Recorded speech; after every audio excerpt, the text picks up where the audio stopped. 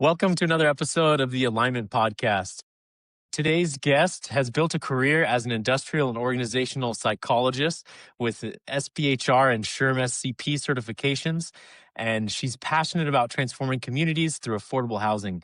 But what really stands out is her story, leaving home at 17, putting herself through college, and learning along the way how much the right mentors can shape your path. Her journey is about resilience, self advocacy, and the power of people who believe in you.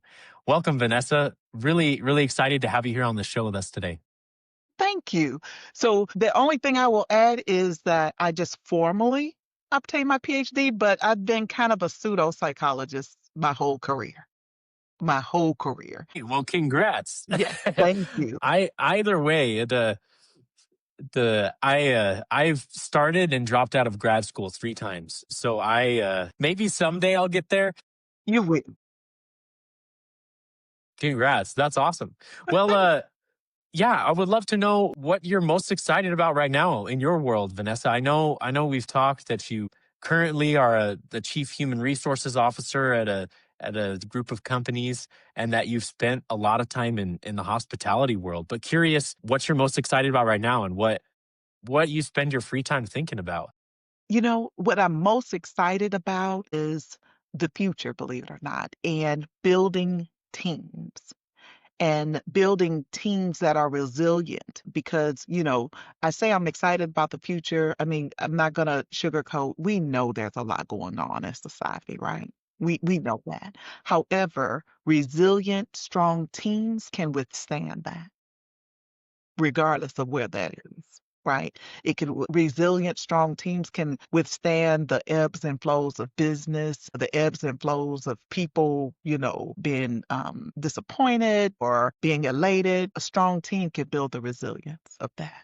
So, or they are resilient when they're strong. So I'm excited about teams. No, that's so awesome. So you've obviously had a lot of exposure to different teams. How do you tell that a team is in a good spot like that, that they're resilient, that they're aligned on a mission? What are indicators of that?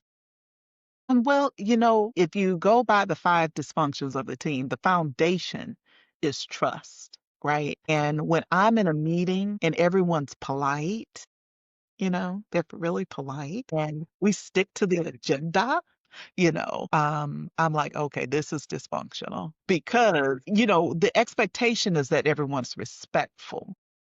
So I think that there's a difference with respectful and being polite. So respectful is, to me, I'm not going to use expletives and all of that. However, but I'm going to fundamentally disagree or challenge your perspective, and it should be okay. And when I don't hear any challenge, and then when I do hear a challenge, someone is automatically dismissed, especially when that challenge is based on facts that we could look at.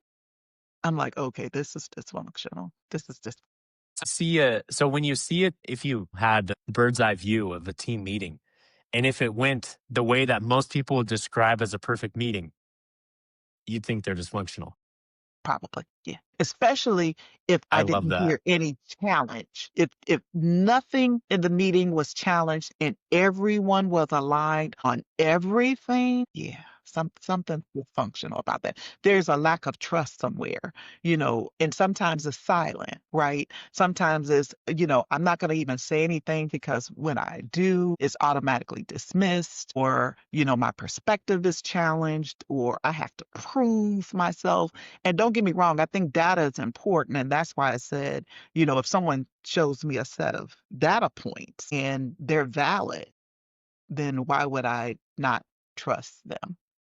So there's also several different questions that could be asked, like, are you sure? Like, okay, I can read. You, you can too.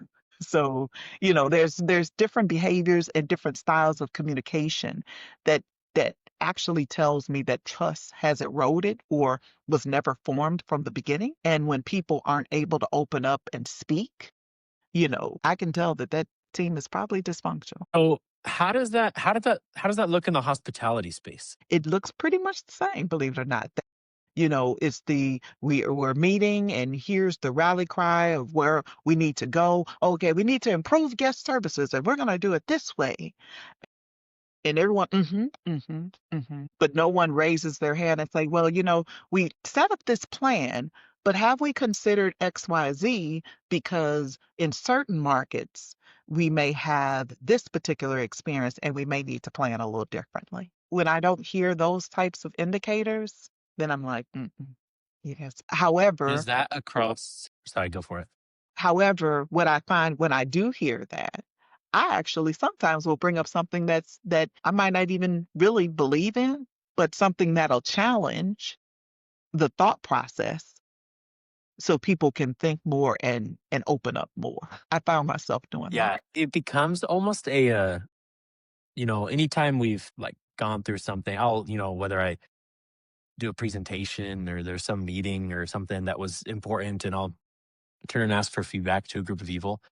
Anytime I only get positive feedback, I'm like, okay, I feel like I've done a bad job as a leader establishing trust because I want, and I'll often tell people in that situation, hey, look, like obviously I like to hear the good things, but at a certain point, I want to hear the things that can improve because if I want to hear the good things, I'll call my mom and she'll tell me how great I am. Exactly. Exactly. Or even if there's a communication, sometimes I may not necessarily really add it to the degree I could because I want to know if you're really going to provide me that feedback that something doesn't sound right or it's off. Yeah. So when you're growing a team and you're bringing somebody into a team, how do you determine if right? Imagine a team already has that high level of trust, low level of dysfunction. How do you determine if somebody is going to come in and jive with that and join at the same level of trust? You know, that actually is established during the interviewing process. And there's different indicators, and different questions you can ask, or that I actually ask. So I'll give you a key one, and I usually, and people are usually a little thrown about this. I usually ask, tell me about the last time you missed a deadline and how did you handle it? When I hear, oh, I've never missed a deadline, I'm like, oh, goodness, that's not going to work. Yeah. Because who in life have never missed a deadline? Who? But when I hear goodness, yeah, I can remember, a couple of months ago, I missed a key deadline and, it was coming up and I completely forgot about it. And what I did was I called the leader and I let them know that, hey, I'm going to miss this and my apologies, but I will work on it and I will have it to you by X date. Is that acceptable to you? Now, that person will shine into me in an interview because they recognize that they're not perfect. No one is. And that's reasonable to follow up with someone and say, look, I'm not going to meet your expectation. I'm not. In fact, I really forgot, but I will follow up. And then they do that. Yes. But you'd be That's surprised how awesome. many times I've asked that question. And oh, I've never missed the deadline. Like, oh, Yeah. It's actually more scary when somebody says that because you're like, well, either you're a robot or you're a liar. And and you're probably a liar. probably. Now, if someone says, oh, I can't remember, I know I have. Can you give me a couple of minutes to think about it? That's also acceptable too, because that shows me that you're thinking and that you're owning that you're not perfect. Now, I think I've given away my secret. Now, if anybody watches this, they'll know what I'm asking. Yeah. But I'm really not concerned with someone that's perfect. I'm concerned with someone who has capacity and who has character. Yeah. So I'm curious, you mentioned the five dysfunctions of the team, right? And I've read that book. One thing I've often thought, um, kind of in that space is, the story in that is at the executive level where it's the executive team, their conversations, all with very mature and competent, intelligent individuals and just like operate at a higher level. What does that look like as you have your team and you're trying to build it with high trust? You have people that you're mentoring. How do you help the people that you're mentoring and maybe, that you're mentoring and they're mentoring and they're mentoring and leading, you have 5, 6 levels down to I mean, in the context of hospitality, to a local hotel. How do you enable and empower the leaders to build similar high trust teams? Well, it's by asking probing questions, actually, and uncomfortable questions. Believe it or not, just because someone has a certain level of expertise does not mean that they know how to build a strong team. You can be a strong accountant, and I mean, you can flawless analysis of data and numbers, but totally ineffective at building strong team, or totally ineffective of bringing someone in that can fit into your existing team. So oftentimes it's at the executive level is asking those probing questions to make sure to find out where they are. Because right, we see that a lot. You have this idea of in business and society, we just assume managers know how to be leaders, and it's usually not the case. Usually, somebody became a manager because they were the best at doing the previous job or the most reliable, and so then they get promoted, and then they're all of a sudden expected to know how do you do job interviews, how do you do performance reviews, how do you do one on ones, all these things. Being the human beings that we are, we just like to pretend we know what we're doing. And so people often just assume, and then, their leader assumes they know what's going on because they don't want to feel like an idiot that they promoted somebody that didn't know what they were doing. And it's just this kind of vicious cycle um, of pretending. But when we do step back and we are willing to ask the hard questions and say, "Hey, do you do you know how to do a job interview?"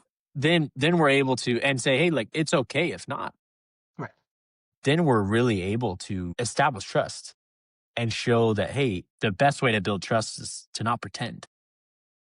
Exactly. And at the executive level, the it's probably less about asking, do you know how? It's more of when was the last time that you've interviewed for this particular skill set, or you conducted this particular search, because the landscape is different now. If you speak with a lot of if you speak with, depending on the industry and then depending on the role, it may have been 10 years since the last time they interviewed someone. 2015 interviews are a lot different from 2025. The Yes. job market and the applicant, expectation is different in 2025 than it was in 2015. So, it's more of having those types of discussions and explaining about the market and explaining about executive presence. So, give you the example of what I always kind of preach to executives is middle managers and frontline managers. People want to know nowadays who they're working for and who they're working with, more so in 2025 and a little before than in 2015. So it's nothing for someone to look you up on LinkedIn to see what you've published. If you have a picture, does your picture look inviting? What are you sharing? What are you reposting? Or do you not have a picture at all? And you don't have any followers and you don't have any connections, and it's been 2 months since you said anything and you're hiring. So it's those types of pieces that applicants are looking for. And I won't even talk about, well, I don't think we should go down the generational differences, right? Because, as you as you're millennial or Gen Y and all of that, you're really looking at all of that, right? So, and if you don't look inviting or you look like the kind of person you want to work with and work for, then you're probably not going to apply. Is long, gone are the days where people are just like, oh my goodness, I'm going to wait for 5 months to hear from them because that's the employer I want to work for. No, they're not doing that. Why do you think it is that people care more now about who they work for and who they work with than ever before? I say it's COVID because I know everyone wants us to say COVID. COVID, oh, COVID changed. And COVID, don't get me wrong, COVID changed when there are huge, like, events, like major events, it changes your values, your personal values. And it even can change organizational values, what organizations focus on, right? And I'm sure like business continuity was one, like, okay, we need to have a plan moving forward because of this impacted the business. And the businesses that were able to adapt, they survived. The other ones, as you know, they probably did. They fell to the wayside. I think more of today is because of the access to information. It's different. There are so many ways to get information now than what it was in the past that people want to know more. It's no longer this starstruck, like, oh, or this, kind of it's like it's mystery. It's no mystery anymore. It's more so it's in your face and people can see it and they're gonna make decisions based on that. That is really interesting. I've talked with a lot of people about this question of why is it different now than even 5 years ago? And I think a lot of it has to do with everybody's recognizing, hey, it's a gamble when you join a job. And, it often is who you work with and who you work for that make or break the job. Yeah, that It's make a not break. actually what you do. And I think what COVID did is COVID brought, there were a lot of people who worked remote before COVID, but COVID brought work home for everybody. And we haven't been able to kick it out of our houses. And so the world of being able to clock out at 5 and not think about how much you hate your job until the next day, it's gone. And so really yeah. And, the more that you can de-risk that, the more you can make sure that you're going to like it and like the people you work with and like who you work for. Yeah, Um, yeah, you're really set up set up for success. absolutely. Yeah, that's awesome. Well, Vanessa, this has been an awesome, fun conversation. If people want to hear more from you and what you're working on, where can they best find you? I say find me on LinkedIn. Feel free to send me an invite. I typically will, respond in a couple of days and I accept new connections. Now, I will be honest, I am fatigued with the sales tactics. Like, whew, I am fatigued with them. However, but true connections and truly want to understand our business because now I'm in affordable housing and truly understand our business and transforming places into communities where people can thrive. If they truly have a passion for that and want to learn more about what we're doing, I say hit me up on LinkedIn. So that's Vanessa Parker Lewis on LinkedIn. Yes, indeed. Well, thank you so much, Vanessa. This was an awesome conversation. Thank you. And thanks for having me.